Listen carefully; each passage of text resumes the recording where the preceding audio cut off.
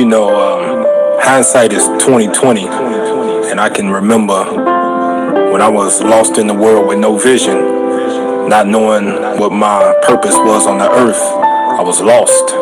But now I understand what the Bible says. Without a vision, the people perish.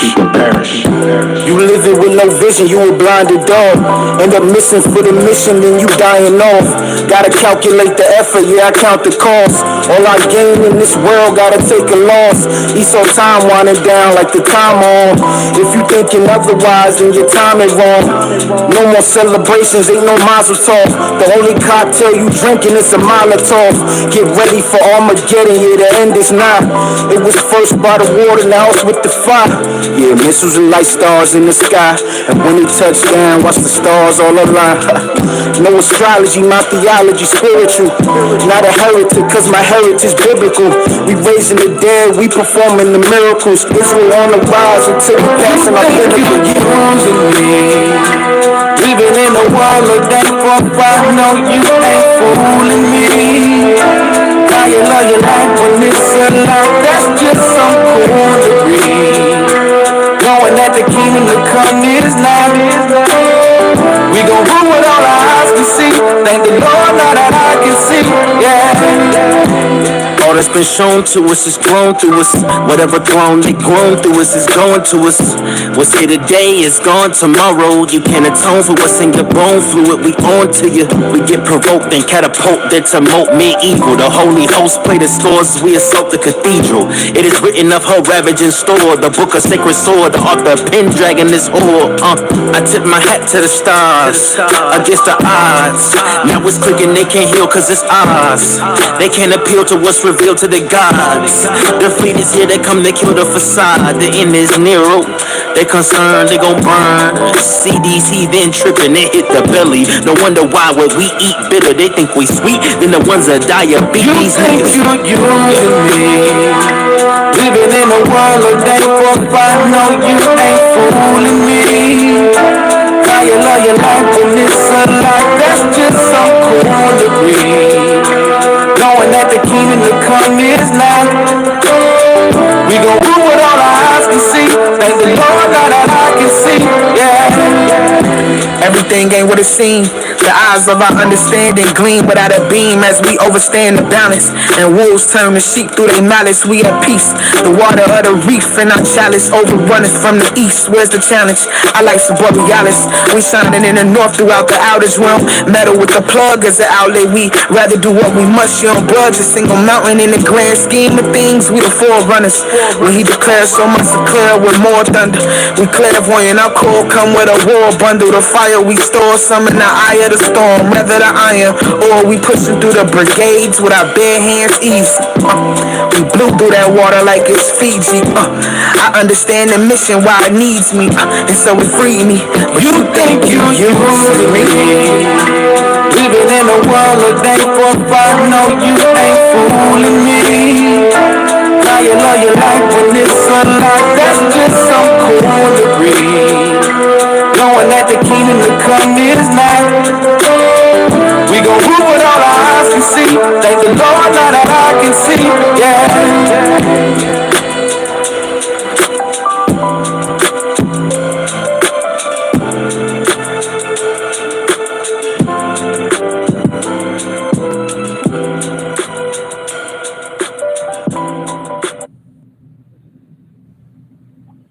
Asha Shabbat. Shabbat Shalom.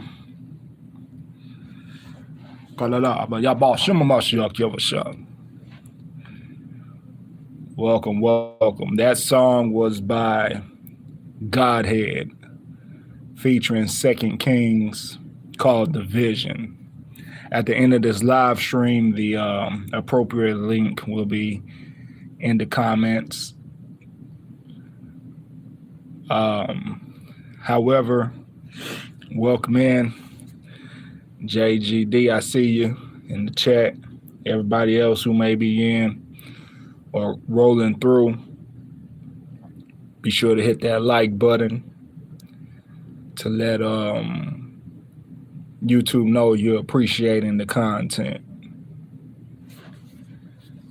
So Yeah, this is this is going to be a good one because I know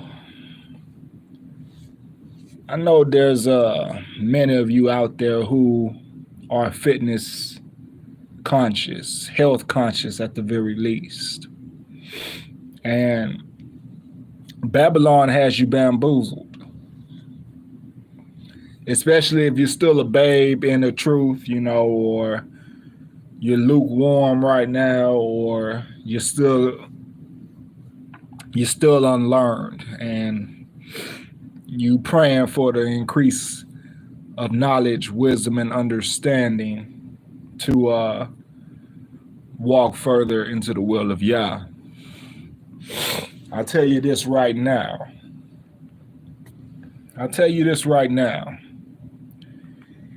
If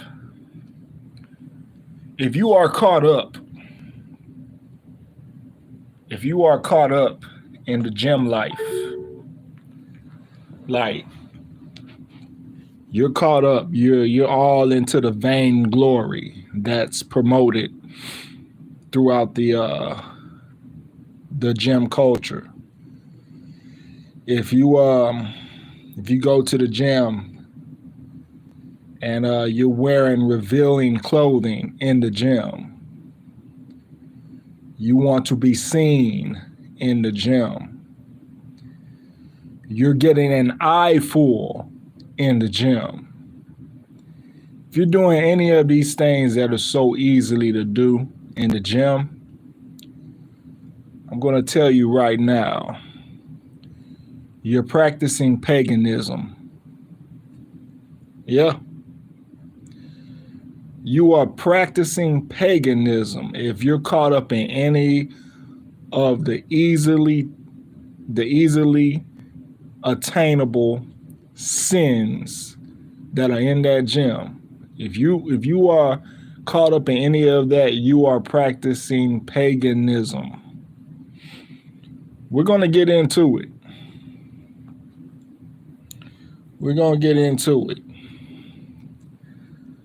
Let's see. Let me see something here. Oh, it's not letting me do it. Okay. Maybe I haven't figured it out yet. I'll probably figure it out sometime here in a second, whatever. All right. So, disclaimer. Pray to receive this message by the Holy Spirit. Because if you listen to this message with any other spirit other than the Holy Spirit, it can put you in danger. It can put you in danger of self-destruction.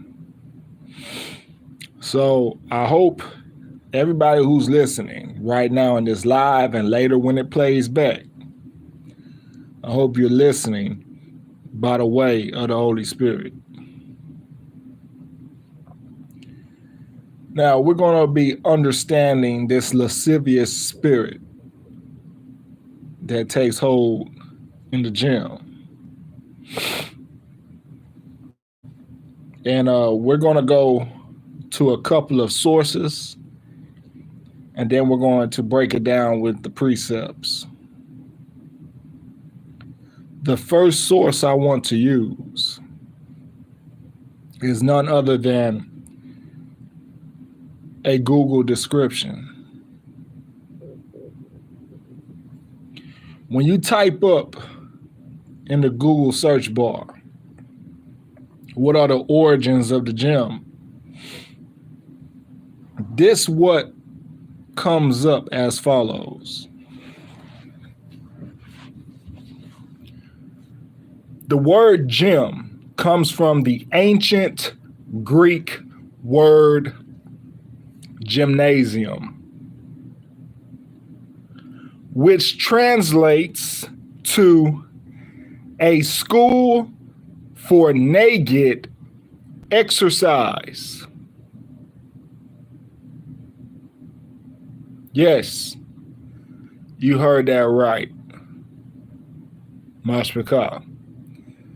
Gymnasium is Greek for school for naked exercise.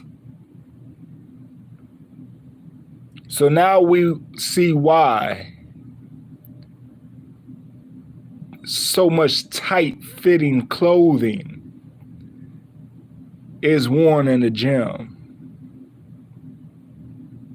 Continuing on. The ancient Greeks are credited with creating the first dedicated places for exercise and training called gymnasia. Over 3,000 years ago. These open air venues were built by the state and were used by adult male citizens to train for public games, socialize, and pursue intellectual activities.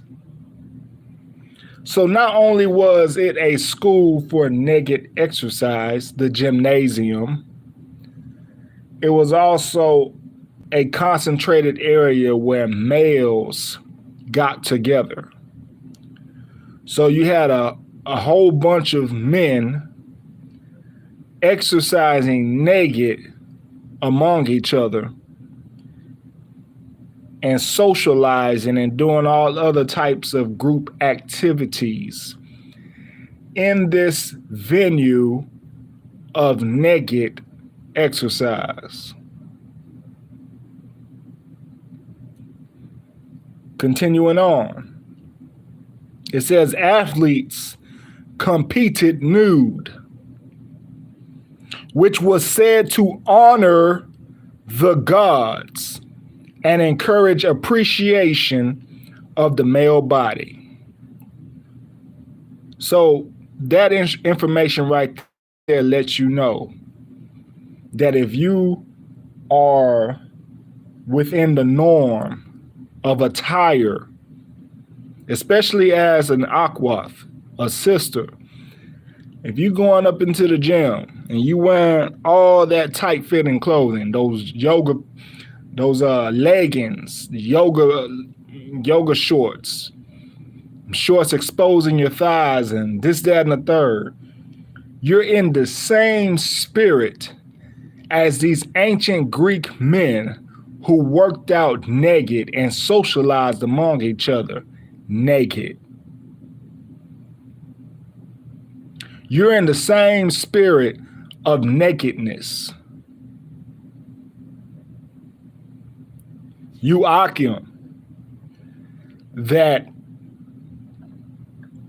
are going to the gym and you're wearing stuff that you don't need to be wearing, but you're wearing it because it's cool right now and it's in. If you go into the gym in high ass shorts and your thighs are exposed, you in that same spirit. If you're going to the gym with high shorts on, shorts that are above your knee, you're in that same spirit. Hold on. You know we're going to go to the precepts. It's going to be proven by the precepts, but I'm telling you ahead of time that you're within this same profane spirit as these ancient Greeks.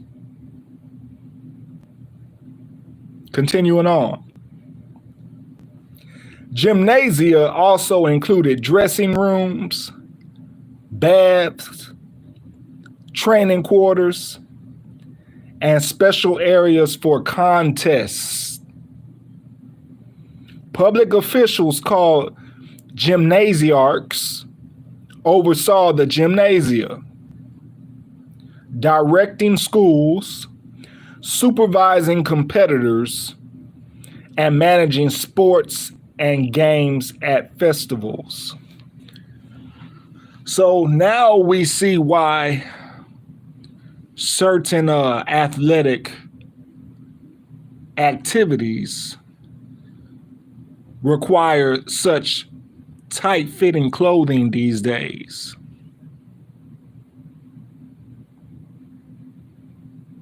Now we see why. I was always told it was to be more aerodynamic. No, that's not the case. The case has been to honor the gods and to have appreciation for the body. That's why the apparel in sports are so tight-fitting. Though we're in a different time,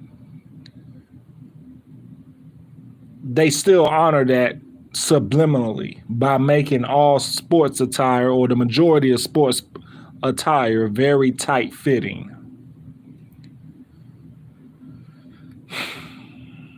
Now, we're going to look up another source here. This is yet another Google description. What is the Greek origin of gym?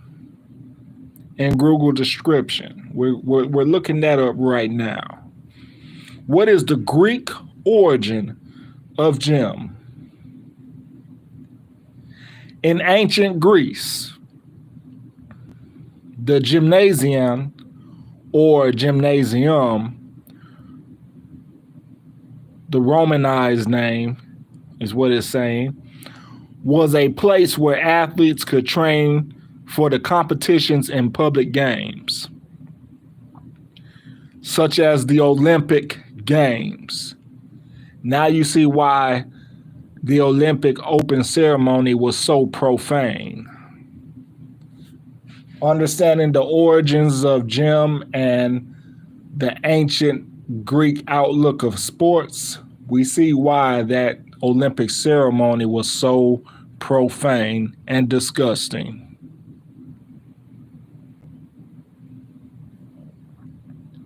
Gumnos. Gumnos. It means naked in Greek. Gumnos. Only men were allowed to enter and train. They did so fully naked, as the name implies. Now you can also find this Greek translation in the Strong's Concordance. And it is gumnos, definition of uncertain affinity, meaning nude, naked. So we're seeing why there's such a level of lasciviousness behind the culture of the gym, the attire of the gym, the mentality of the gym.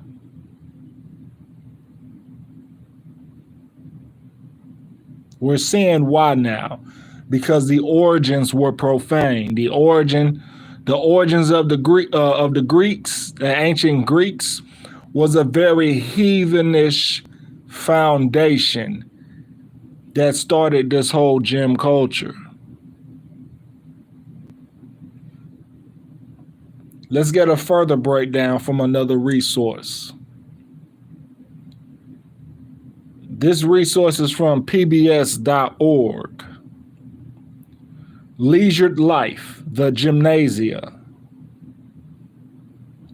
The word gymnasium is derived from gymnazo, meaning exercise, and gumnos, meaning naked or loin clothed. So now we see why the attire on our sisters are so skimpy and revealing and tight-fitting when they come to the gym.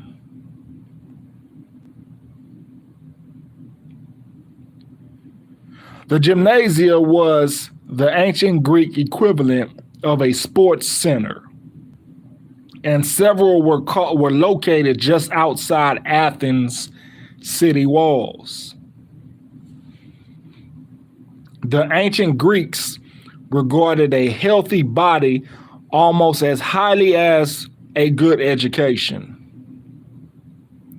And young men of wealthy background would spend a good portion of each day exercising there.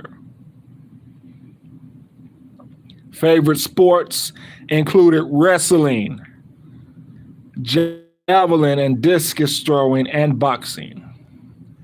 So these guys will go to this gym and wrestle naked. Now we see why we see the actual wrestling competitions, why they're wearing these tight-fitting suits. Because during ancient Greece, the origin came from them naked. They were doing wrestling naked, mashbaka. They were boxing naked, mashbaka. They were doing the discus and javelin throwing naked, mashbaka.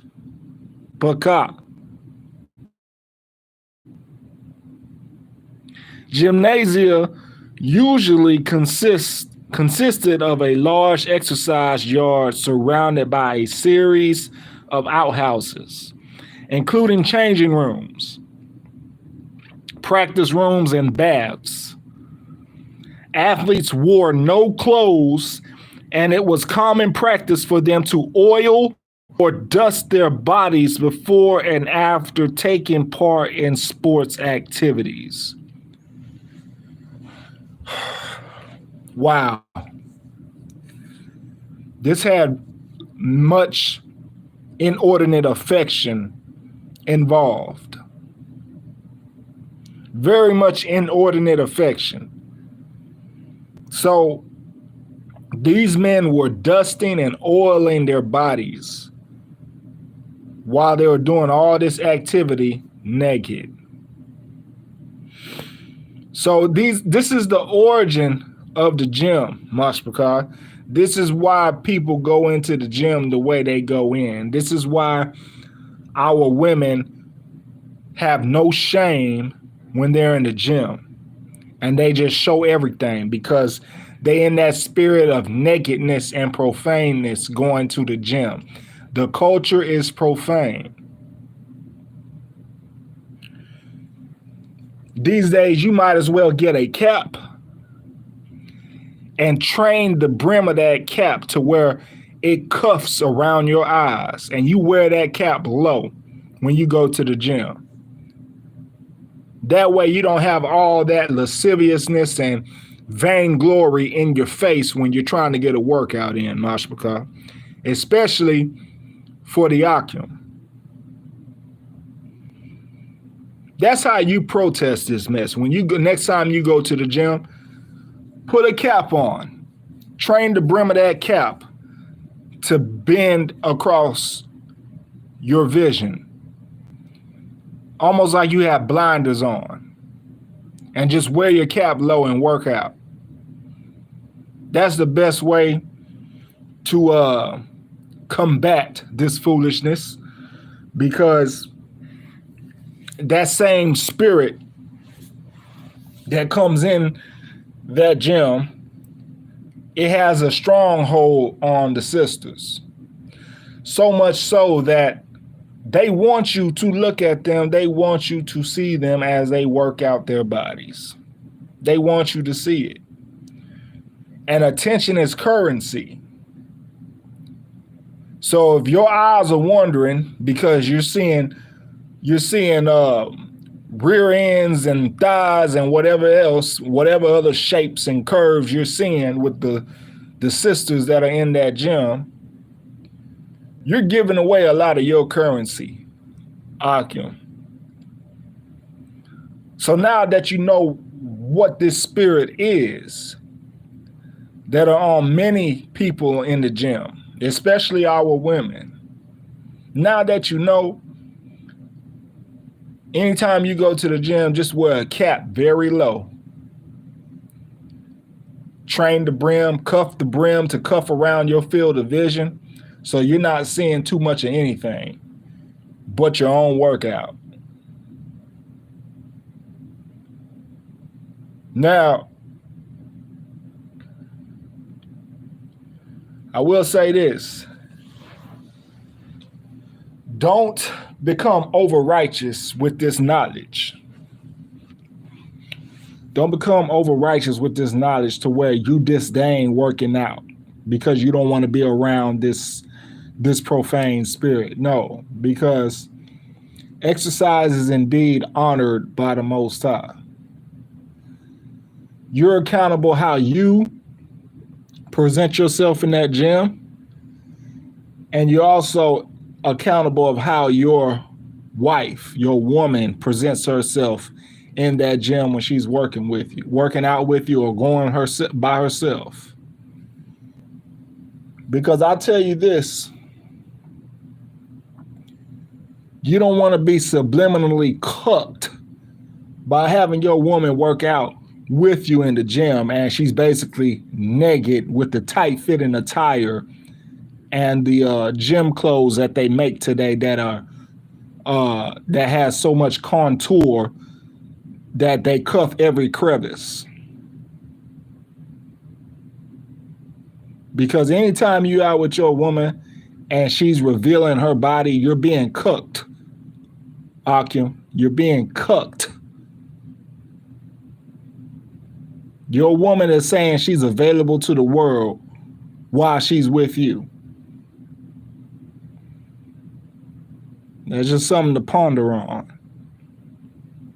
Let's get to these precepts.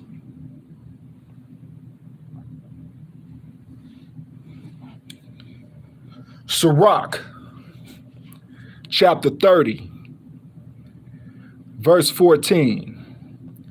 Better is the poor being sound and strong of constitution than a rich man that is afflicted in his body. So see, the Most High takes in high regard a sound mind and a strong body.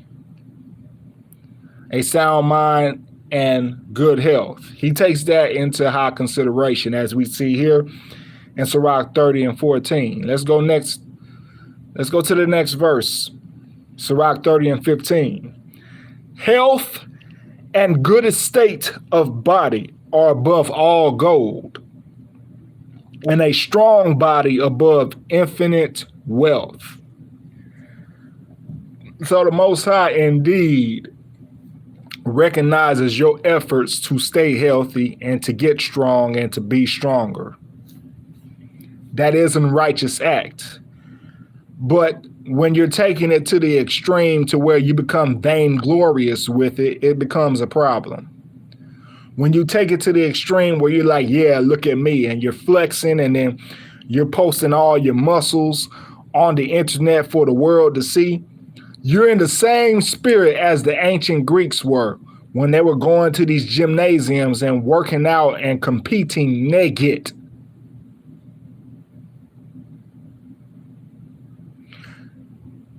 Let me tell you something. How much more is it if you participate in those physique competitions? It's the same profaneness. All the show off muscles, you're basically getting on a stage. Yes, yep. JGD, you know it. You're basically getting on a stage and presenting yourself naked and having judges look at your 80 to 90% naked body to win a competition.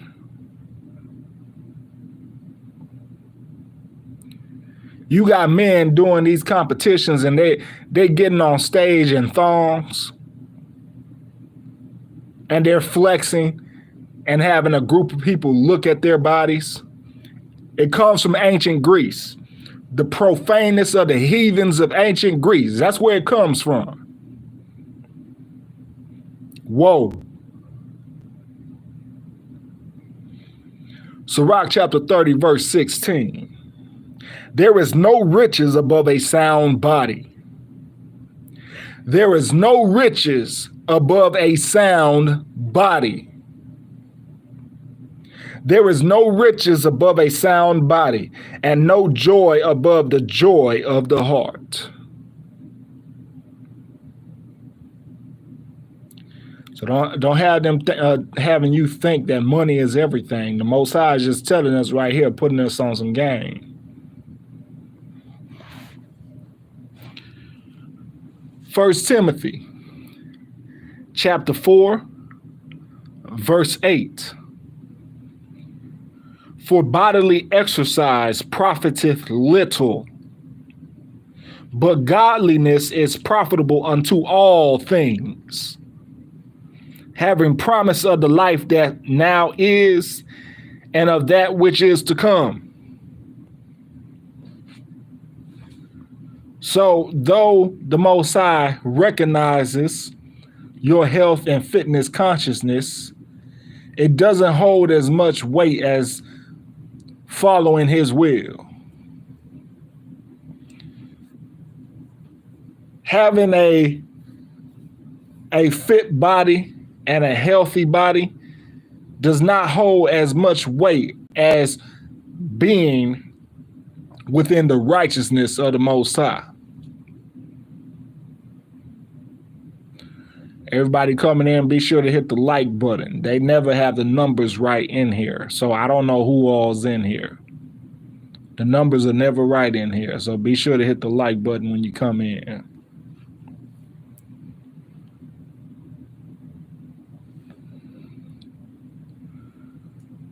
So though you may keep your body in check, though you may be health conscious in what you're eating, it still profiteth you little compared to obeying the will of Yah.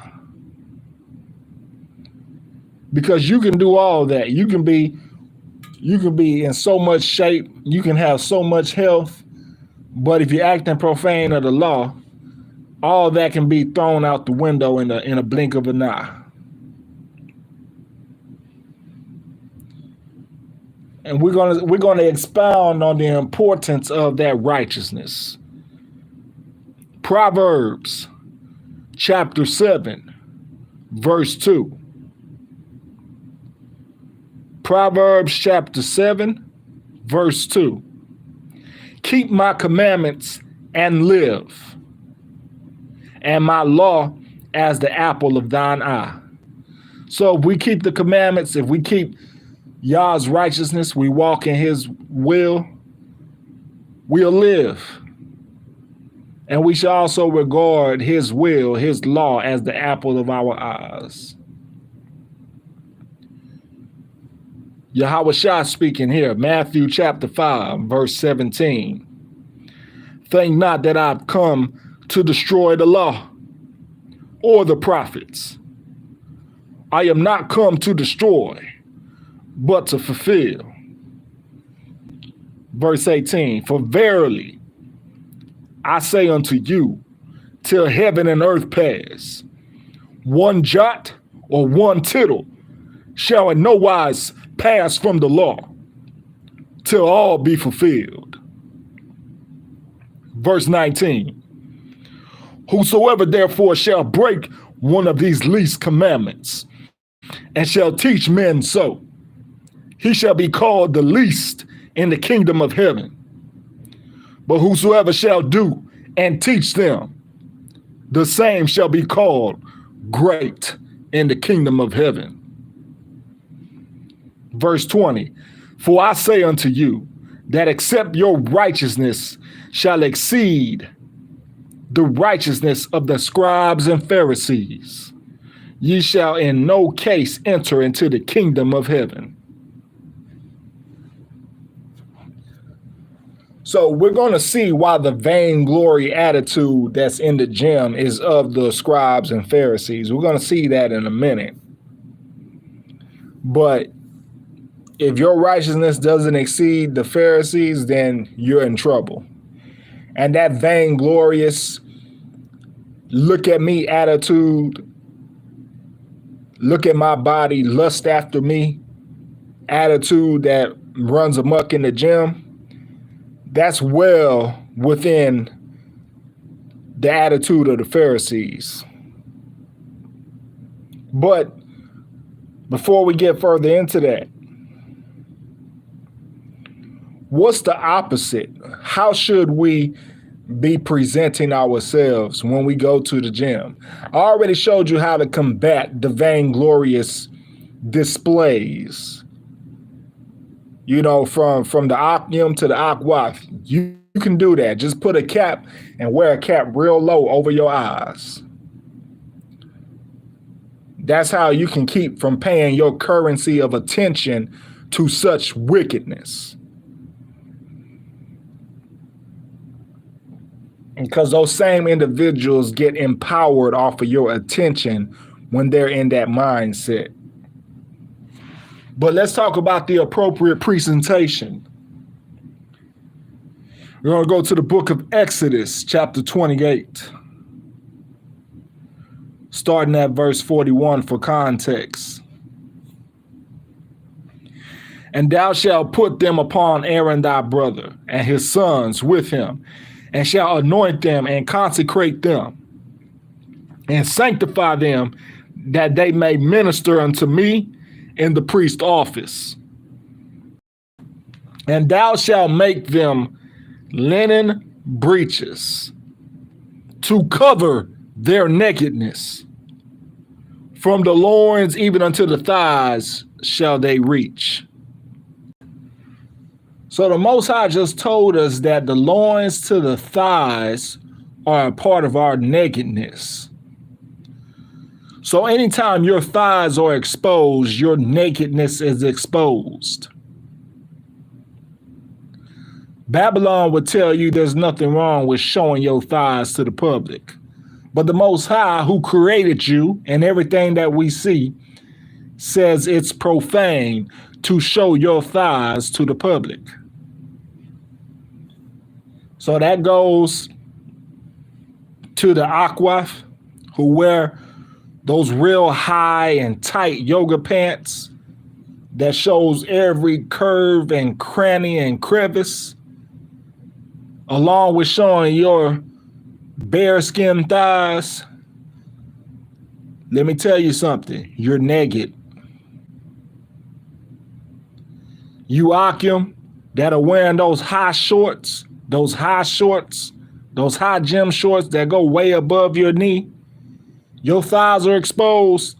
Guess what? You're naked. The Most High says, from your loins to your thighs is your nakedness.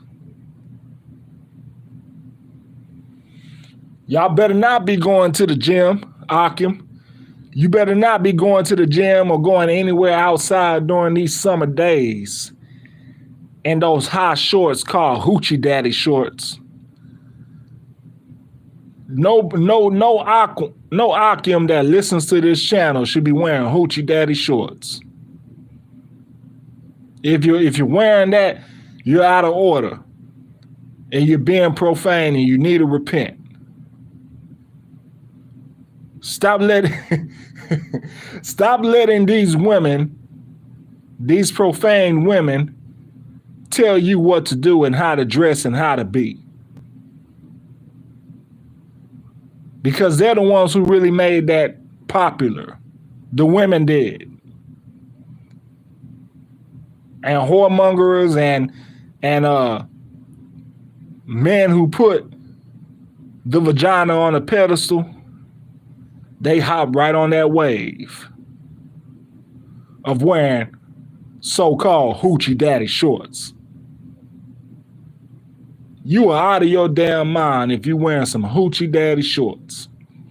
What did the Most High say? And thou shalt make them linen breeches, pants, shorts, to cover their nakedness. From the loins to the thighs shall they reach. So if you don't want to wear pants, Akim, Your shorts should go right above the knee and no higher. And no higher. None of your thighs should be exposed when you wear shorts. And that goes for both Akim and Akwath. You have no business showing your thighs. Sorry, that's what the Most High said. Oh, yeah. Let's get some more emphasis in that. 1 Corinthians chapter 14, verse 40. Let all things be done decently and in order. That's having decency by covering yourself up.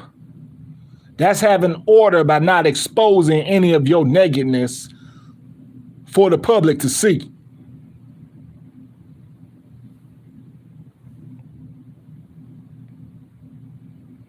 Now, going back to this attire, this revealing and tight-fitting attire that the Aqua like to wear, the sisters, the women, that they like to wear in these centers for exercise, for naked exercise. If you wearing those leggings that are showing every curve, if you're wearing those leggings that have the booty bite in them, yeah, the leggings that have the booty bite that fit the curvature of your ass all the way down to the crack. If you're wearing any of that, you are being shameless. And the Most High speaks very ill toward shamelessness regarding women. Here's the thing, Akim and other Akwat that are listening. When it comes to anything these women say, if they aren't striving to have the same attitude or manners as our ancient grandmother, Sarah, they aren't even to be taken seriously. Whatever they have to say should be like dirt at the bottom of your shoe. If they're not striving to have the same disposition, demeanor, and attitude as our ancient grandmother, Sarah, why are you taking anything that they say into any high regard? That goes for both Akim and Akwath, especially the Akwath. If they're not striving, if they don't have any characteristics that are close to Sarah's, they shouldn't have any influence to you.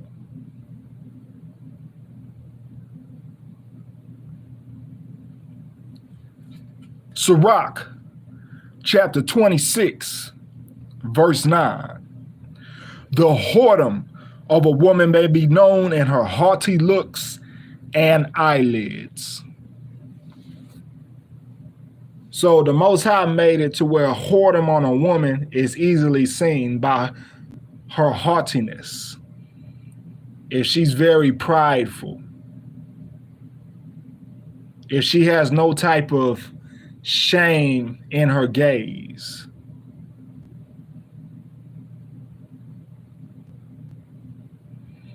Akim, these are the women that look you dead in your eyes when they're flirting with you. When you see those strange women out and about that you may get their attention, and they look just dead at you. They don't turn away. They don't look down. They look dead at you. They connect eye contact, and they strong with that eye contact. Guess what? You're looking at a whore.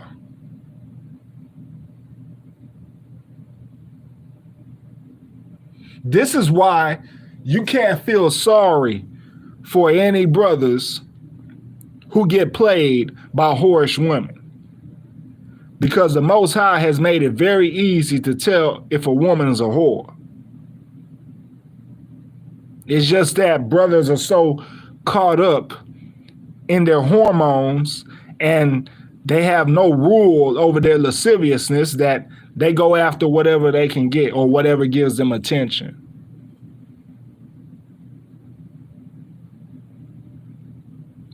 Now, regarding the gym, and this is on the Aquath here, there's plenty of ways. If you're worried about being stylish, going to the gym, because a lot of women, they like to wear all that stuff because they're competing with other women. Oh, look at me. Yeah, I'm sexy. Look at me. Look at me. That's all that's going on there, right?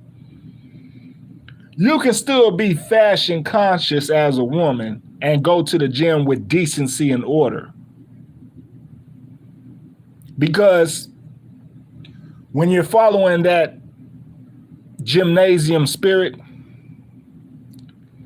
and you're shameless, you abuse yourself through such liberty, showing all your curvature, showing all your assets that really your husband is only supposed to be seeing. You're abusing yourself. Sirach chapter 26, verse 10. If thy daughter be shameless, keep her in straitly, lest she abuse herself through overmuch liberty. Babylon has given our women overmuch liberty, and they abuse themselves every day. As soon as they step outside, they're abusing themselves with the presentation of whoredom. Because whoredom has become the norm. Whoredom has become the style. It's acceptable these days to look like a whore. That's what they have taught our women.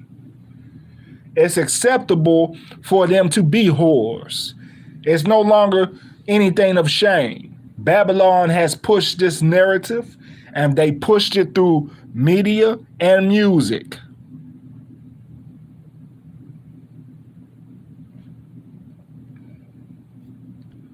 Now, what does the Most High put at a high regard considering our women? Sirach 26, verse 15. A shamefaced and faithful woman is a double grace, and her continent mind cannot be valued. So if she's well learned and she's shamefaced, she has some dignity about herself, she's not showing off all her assets, and she's faithful, she believes in Yah, she loves Yah, she's a double grace. And see, that same type of woman will take carefulness in their display going to the gym to work out. They don't wear everything else that the woman of the world wears.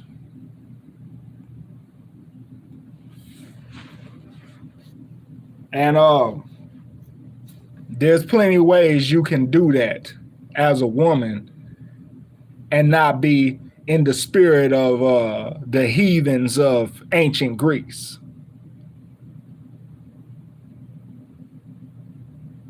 Now, let's talk about how that vainglory is an attitude of the Pharisees. Because remember, Yahushua said, our righteousness has to exceed the righteousness of the Pharisees.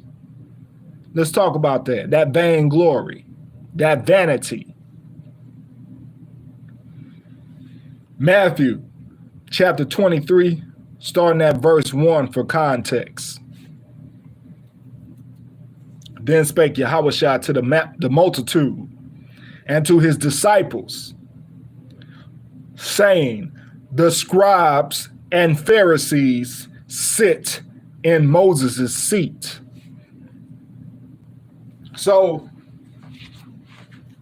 though Yahushua spent a great deal of time correcting the Pharisees, he did acknowledge that they do have authority. They have authority as custodians of the Most High's will. He says that they sit in Moses' seat. And Moses was indeed that. He was a custodian of the Most High's will. He helped usher it in to our ancient ancestors. Verse 3. All therefore whatsoever they bid you observe, that observe and do. But do not ye after their works, for they say and do not.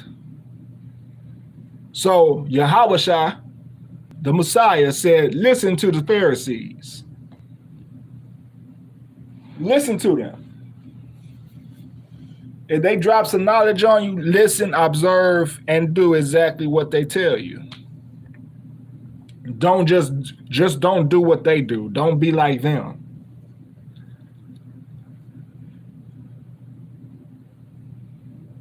Verse 4.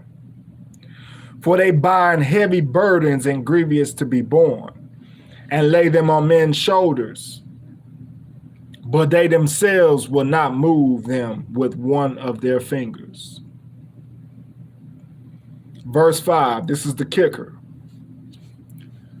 But all their works they do for to be seen of men. They make broad their phylacteries and enlarge the borders of their garments. So they do all of that to be seen of men. That's the same spirit that the ancient Greeks had when they went to those gymnasiums naked, to be seen of men. They were in a very inordinate affection spirit. They were in a homosexual spirit, working out, sweating, and being naked among others, especially other men. They were doing that to be seen. And that same spirit that takes on the gym now, because everybody who's going in there is to be seen, is indeed a Pharisaical spirit. And that same spirit can lead you to damnation because you're not exceeding the righteousness of the Pharisees, having such a vain attitude.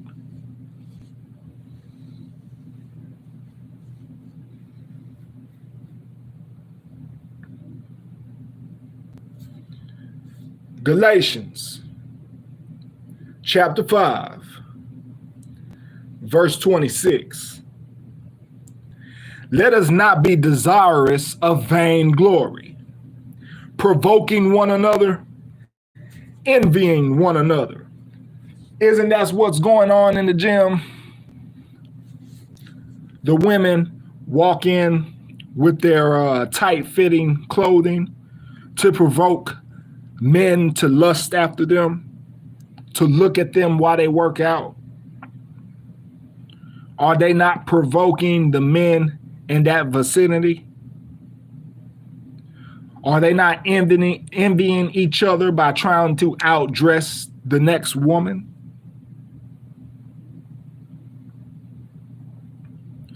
Are men not doing the same thing among each other? Oh, I'm bigger. I got bigger muscles than you, bro. Oh yeah. I'm bigger, bro. Oh, you gotta do this to get big, bro. Oh, I'm more cut. I'm more lean, bro. I'm more lean. Yeah, that gym bro attitude. Is that not provoking one another and envying one another off of vain glory? Oh yeah, I'm big. I'm ripped. Yeah, vainglory. Vainglory. That's all that's up in the gym with these individuals walking in such error, showing off their bodies. Vainglory.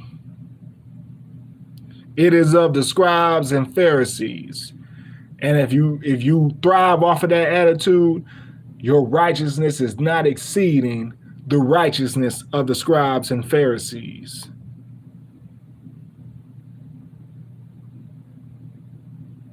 Wisdom of Solomon, chapter 14, verse 14. For by the vainglory of men they entered into the world, and therefore shall they come shortly to an end. So that's how dangerous vainglory is, Mashpaka. And everybody who has it is in danger of coming to an end shortly, quickly, according to Wisdom of Solomon, chapter 14, verse 14. Vainglory is a dangerous attitude. When we're vainglorious, the Most High is ready to take us out. He's ready to have our vessels give up the ghost. According to Wisdom of Solomon, chapter 14, verse 14. Be sure to hit that like button when you come in here. I don't know who's all in here. Some of y'all just like flies on the wall. Y'all don't say anything. As long as you're being edified and you're not coming with any BS, it's all good.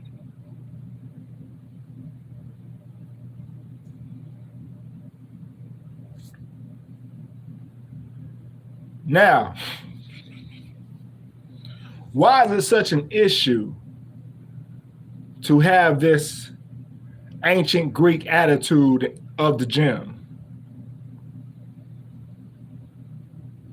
Well, we're going to figure out why. By the biblical documents of our holy manuscript. So we know that this attitude is of the attitude of the ancient Greeks, of the heathens, of a heathen nation, a nation that does not know Yahweh. 1 Corinthians chapter 10, verse 20 says, but I say that the things which the Gentiles sacrifice, Gentiles, heathens, same word, same meaning. They sacrifice to devils and not to Yah. And I would not that ye should have fellowship with devils.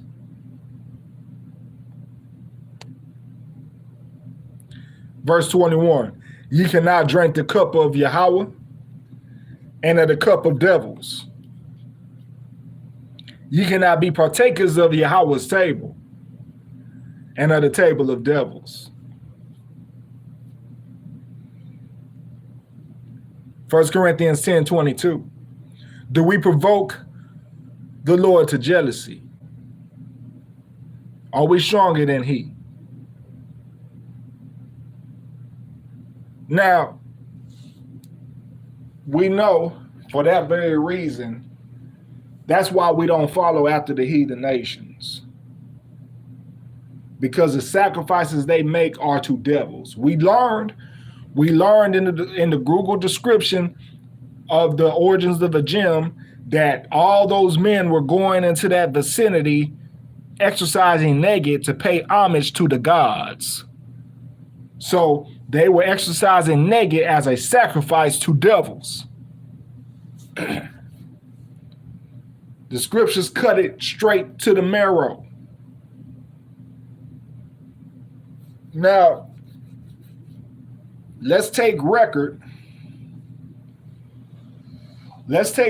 to a time when our ancient ancestors were under Greek captivity, when they were in the Greek subjection. First Maccabees, chapter 1, verse 10. And there came out of them a wicked root, Antiochus, surnamed Epiphanes, son of Antiochus the king, who had been a hostage at Rome. And he reigned in the 137th year of the kingdom of the Greeks. In those days went there out of Israel wicked men who persuaded many, saying, let us go and make a covenant with the heathen that are round about us. For since we departed from them, we have had much sorrow. There is nothing new under the sun. Verse 12. So this device pleased them well. Then certain of the people were so forward herein that they went to the king, who gave them license to do after the ordinances of the heathen. Check this out. Check this out, Mashpaka. Verse 14, 1 Maccabees, chapter 1, verse 14. Whereupon they built a place of exercise at Jerusalem according to the customs of the heathen. So what do we learn about ancient Greece and the gym? They made this place an area for men to work out naked, giving honor to devils. So these same sellout coon-ass Israelites took that same profanity to Jerusalem. They built a place of exercise. So they built their own gym and did exactly as the ancient Greeks did.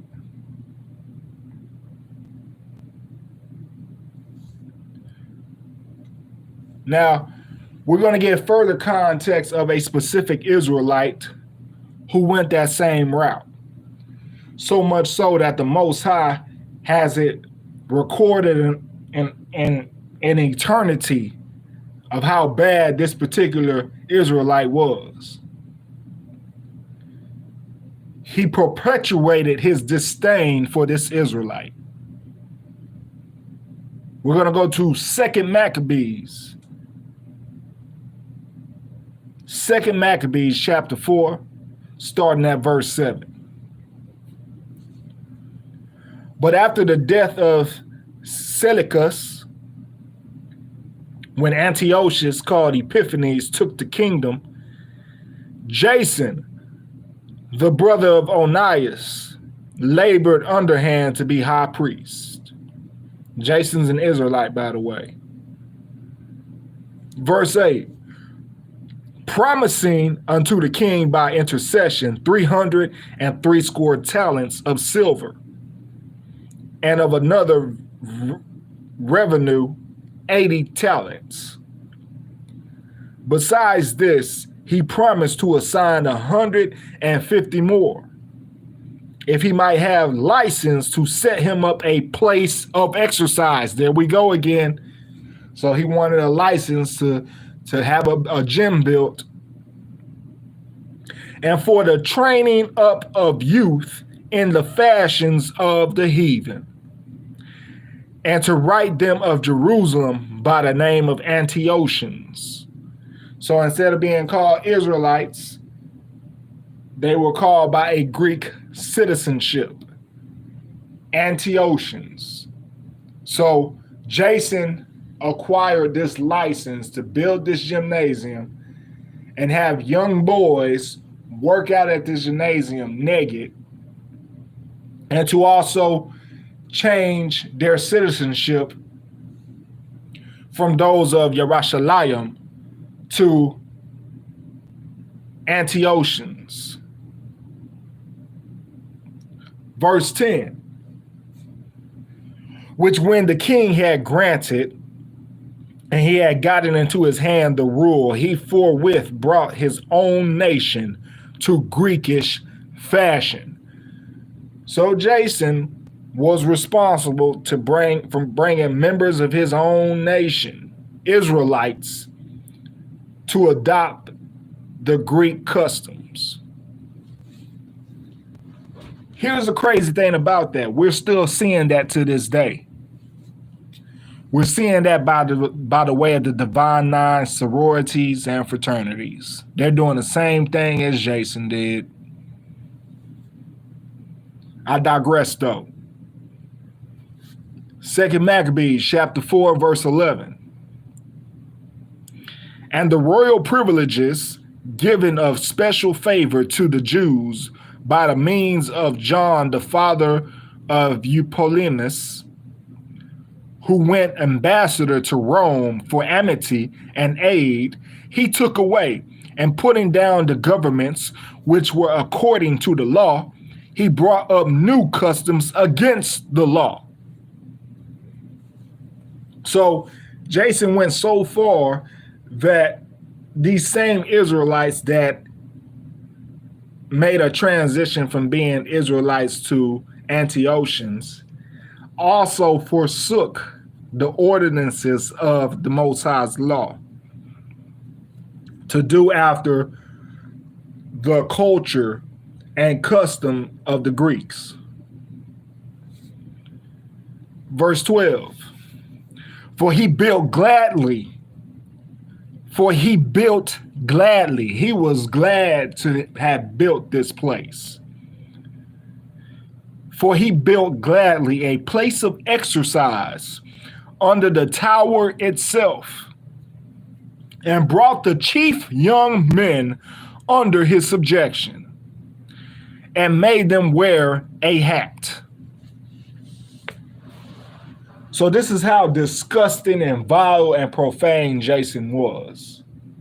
That in this place of exercise, these young men wore nothing but a hat on their head. You heard that right. They wore nothing but a hat on their head.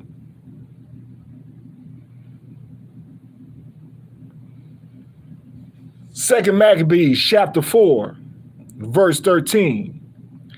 Now such was the height of Greek fashions, an increase of heathenish manners, through the exceeding profaneness of Jason, that ungodly wretch, and no high priest.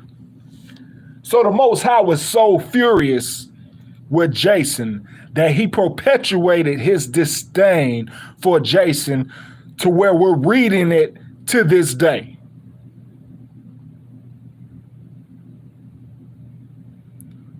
Second Maccabees chapter 4 verse 13 shows Yahweh expressing his disapproval of Jason. For all eternity, he has been documented as an ungodly wretch and no high priest.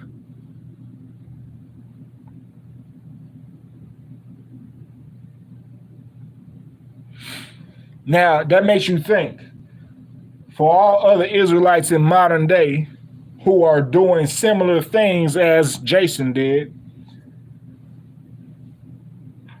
it makes you think how much disdain and how much disapproval the Most High has to say about those individuals.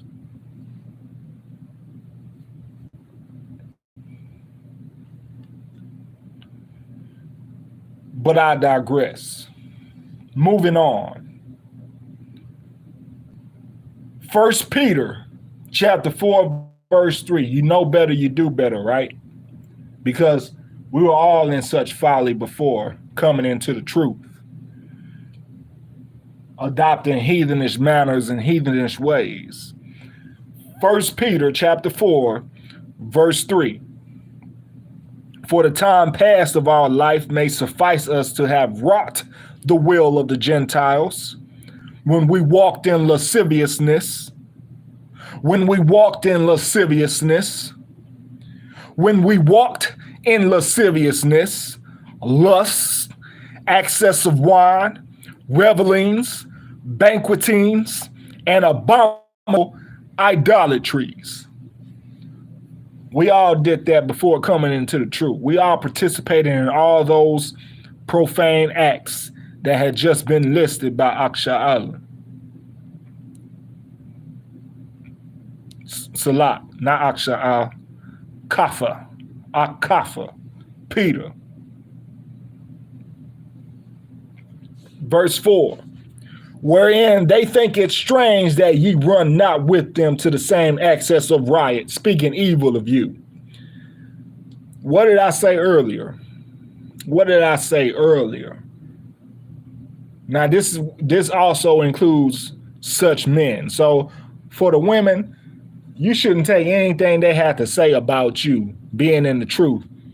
You don't have to take anything into consideration. You should just brush it off as if what they said is so insignificant that it belongs at the bottom of your shoe. If that woman is not striving to have any of the characteristics as Grandma Sarah, her opinions and her statements are irrelevant.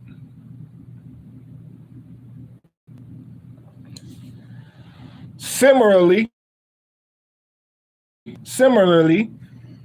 with men, if their attitude doesn't follow after the same sentiments of Mashiach, if they're not striving to be anything like Yahweh Shah, why are you taking anything they have to say into high regard or consideration at all? What the hell do they know? They don't know jack squat.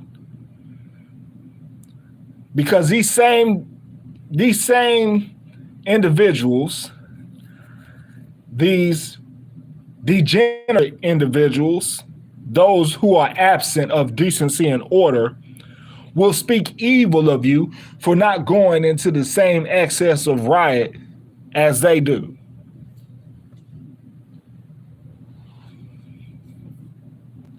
Remember, if she doesn't follow after any of the characteristics as Grandma Sarah, what she has to say doesn't mean nothing. She's an imbecile.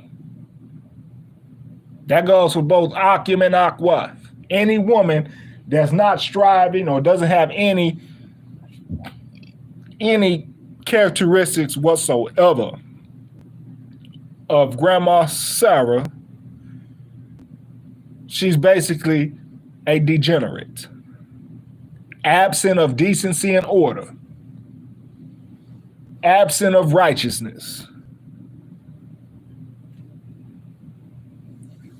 Same for the men. If they don't follow after any characteristics of Yahweh Shah, they are a degenerate, absent of decency and righteousness. So why are you taking anything they say in consideration? 1 Peter 4:5. Who shall give account to him that is ready to judge the quick and the dead? Verse 6, for this cause was the gospel preached also to them that are dead, that they might be judged according to men in the flesh, but live according to Yah in the spirit. 1 Peter chapter 4, verse 7. But the end of all things is at hand. But the end of all things is at hand. But the end of all things is at hand. Be therefore sober and watch unto prayer. May peace, serenity, and prosperity be multiplied unto you all. Shalom.